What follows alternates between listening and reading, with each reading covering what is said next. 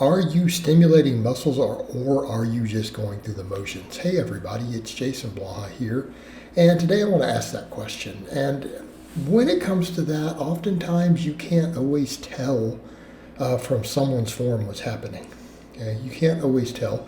Oftentimes you can though. And the question really becomes, are you really just kind of moving weight or are the muscles actually being stimulated? And that doesn't always mean strict form, because we need to be very, very clear there.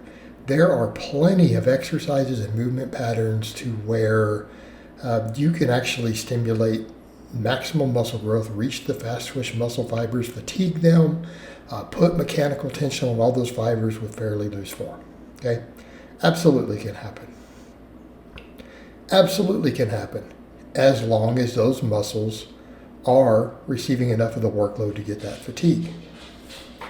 And there are also many cases where you can see what someone is doing and you can tell that those muscles are not being worked. And I'll give you guys a couple of examples that I'll talk about here. You see me bench pressing. I don't know if I have any curls in this video, but I've seen this with clients in curls and I've seen this with clients with bench pressing. All right? On curls, usually if the people are completely losing tension on the bicep at the top or the bottom. Now, does that mean cheat reps? No, because cheat curls, absolutely, done correctly, cheat curls can create a tremendous, absolutely tremendous stimulus in the bicep that has been measured in the lab. Right? There have been EMG studies that found on cheat curls that use some body swing that the bicep activation can be pretty much top the machine out. Okay, so we know that works, and there have been plenty of pro bodybuilders who built massive biceps 50 years ago, even doing cheat curls. So it's not that it's cheating that's the problem. You start looking at it going, but what are they doing? I had a client, for example, he decided he was going to do dumbbell curls. He was a noob. He was a kid. He did not have much lifting experience. And I hadn't even put the dumbbell curl in the program. He's like, well, I did some dumbbell curls. I only have one adjustable dumbbell at home, because he was training at home for a bit and had a rack and a bar and everything. So he could do squat, bench, deadlifts, rows, all that. Right? Shows me this dumbbell curl. He goes into a hammer position with it. He starts at the bottom with his elbow already bent at least 30 degrees. So he's already not lengthening the bicep. And he did a cheat curl with it. And then locked it all the way at the top so far that the weight ended up all the way above his shoulder, right? And his wrist bent backwards.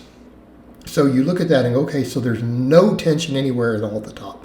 In fact, anytime someone curls, if their forearms get all the way up to 90 degrees on the curl, if they do not have the wrist bent back, they have completely unloaded the bicep at the top. And I'm not saying you have to have continual tension, but when the last 10 degrees of your movement at the top has zero bicep loaded on it, none, like mechanically there is no work at all being put on the bicep. Not only is it not working, it's not even being loaded. There's zero tension on it. It's all being done by the forearm at that point, being held by the wrist and everything. Okay? And then you skip the bottom, which is the lengthened position, and we've got really good data on lengthened position exercises. I mean, some of the best experts, and I'm not saying I fully agree with this, are suggesting that the bottom half of an exercise, as long as it goes into a lengthened position, can stimulate 100% of possible muscle growth. There are experts who believe that. I'm talking people with PhDs in the field who feel like that could literally be 90 up to as much as 100% of your possible growth occurs purely at the bottom half. In the lengthened position partials, which means to say that there's good data on the stretch position stimulating growth is pretty dang good. Okay, we need to be trying to reach it.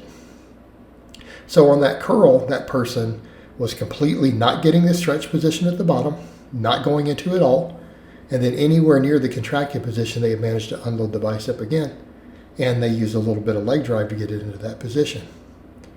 You're getting no bicep activate. Really, that might as well just not even curl at that point.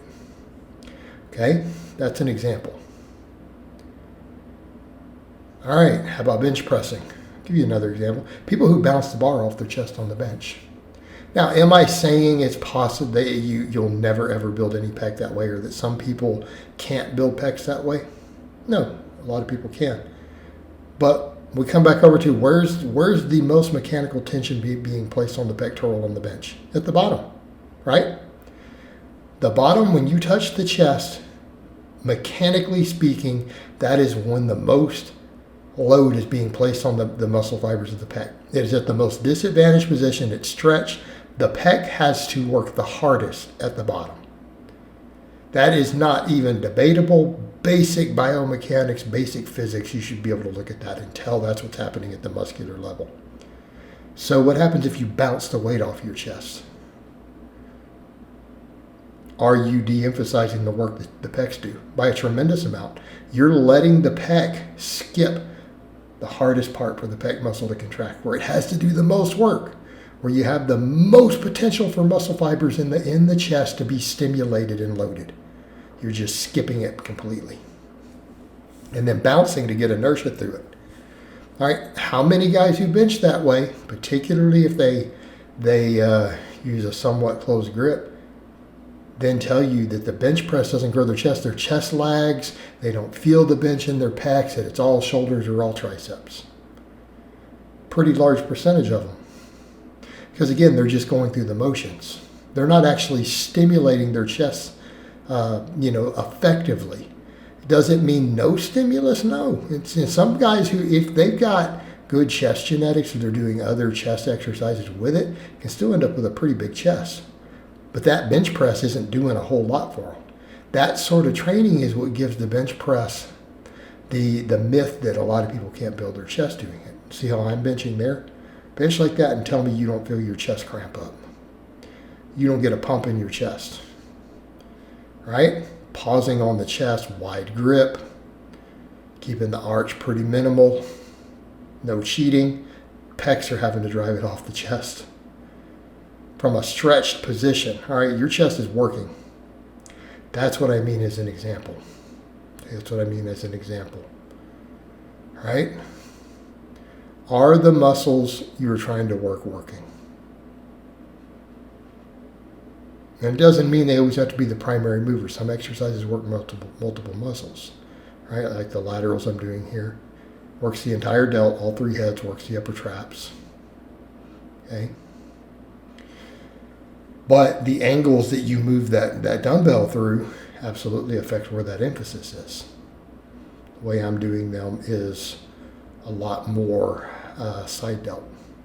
If I wanted to hit more front delt or more rear delt, I would adjust the way I'm doing them. All right, guys, but that's really all I have to say on that today. I hope it's been informative, and I'll talk to you guys next time.